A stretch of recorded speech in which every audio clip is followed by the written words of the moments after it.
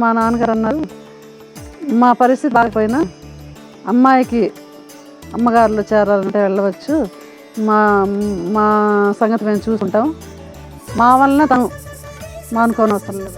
Praise the Lord sister. Praise the Lord. As a sister మీరు ఒక పుస్తకం రాయాలనుకోవటమే నాకు చాలా ఇంట్రెస్టింగ్ పాయింట్.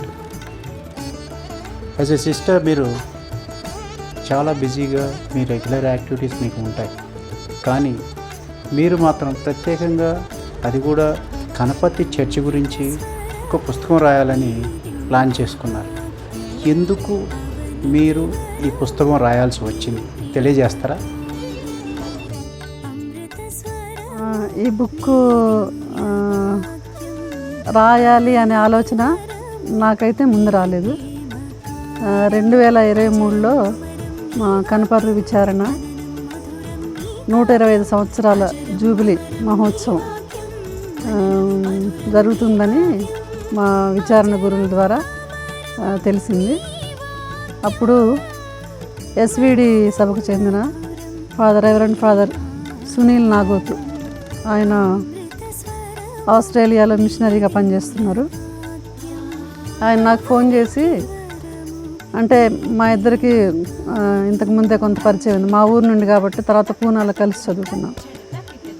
ఫోన్ చేసి మరి 125 సంవత్సరాల జూబిలీ సందర్భంగా ఏదైనా ఒక చిన్న పుస్తకం మనం ముద్రించి మన గ్రామస్తులకే కాకుండా మన కమ్మ కథోలికలు ఎక్కడున్నారో వాళ్ళకి మనం ఈ చరిత్ర గురించి తెలియజేస్తే బాగుంది అన్నారు. అప్పుడు నేను అన్నాను, నాకు వల్ల కాదు, ఎందుకంటే దానికి సోర్సెస్ లేవు. ఎలాగా అంటే, పర్వాలేదు, నీకు ఎంతో కొంత థియలాజికల్ బ్యాక్గ్రౌండ్ ఉంది, ప్లస్ నీకు లాంగ్వేజ్ కూడా ఉంది, నువ్వు రాస్తే బాగుంది అన్నారు. సరే, ఇంకా అడిగారు కదా అని నేను చూద్దాంలే అని దాదాపు నేను యాక్సెప్ట్ చేశాను. అది అలాగా దీని గురించిన ఆలోచన వచ్చింది. ఫస్ట్ ఫాదర్ సునీల్ గారికి వచ్చింది, తర్వాత ఆయన మా విచారణ గురువులు, ఆయన పేరు పగడాల చిన్నప్ప, ఆయన కూడా ఈ 125 వసంతాల జూబిలీ సందర్భంగా మా దేవాలయాన్ని నూతనీకరించారు. అంటే అంతకుముందు చాలా చిన్నది. 100 సంవత్సరాల జూబిలీకి 1998లో అసలు 1898లో నిర్మించిన ఆ చర్చిని వాళ్ళు డిమాలిష్ చేసి కొత్త చర్చి నిర్మించారు. కానీ అది చాలా చిన్నది అవటం వల్ల సరిపోవట్లేదు. దానికి సంబంధించి మా ఊరు నుండి father David Raj Maddineni, redemptorist father, plus ఈ ఫాదర్ సునీల్ నాగోతు, వీళ్ళిద్దరే ఇనిషియేటివ్ తీసుకొని ఈ గుడి చాలట్లేదు, మనము ఏ విధంగానైనా ఒక క్రొత్త గుడి నిర్మించుకోవాలని చెప్పేసి వాళ్ళు ఈ మా విచారణ గురువుని వాళ్ళు తెలియజేశారు. చేస్తాను కూడా. నేను మొట్టమొదటిగా విచారణ గురువుని అయ్యాను కాబట్టి నాకు కొంచెం కష్టమే అని చెప్పినా సరే ఆయన దాన్ని కార్యరూపం దాల్చేటట్లు చేశారు.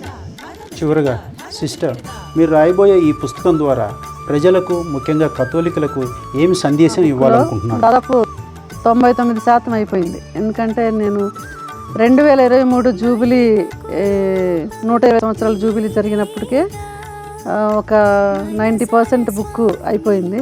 కాకపోతే కొంత సమాచారం లోపం, నేను దాన్ని అంటే మా విచారణ గురువులు దానికి సంబంధించిన వాళ్ళని ముద్రించలేకపోయాము.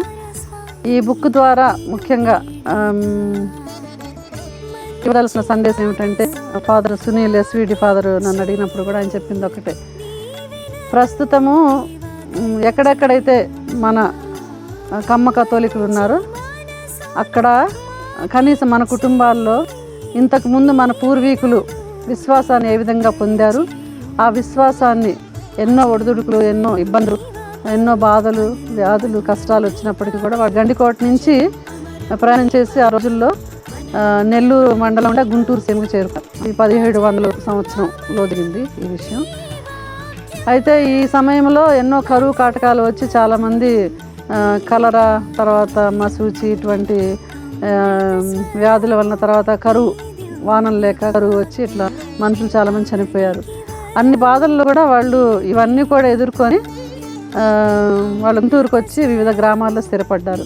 ముఖ్యంగా అంటే మనం చరిత్రలో చదివిందంటే ఒక చరిత్ర అనేది దీనికి మన పూర్వీకులు రాసిన కొన్ని వ్రాత ప్రతులు దానిలో ఉంది. వాళ్ళు ముందు ఓలేరుకి వచ్చారు, ఓలేరు నుండి పాతరెడ్డిపాలెం, అటు నుండి పిరంగిపురం మీదుగా కనపర్రు, రావిపాడు, తురకపాలెం, అత్తలూరు, పరస్తళ్ళూరు, ఈ విధంగా ఈ గ్రామాల్లో వాళ్ళు స్ప్రెడ్ అయ్యారని తెలుస్తుంది.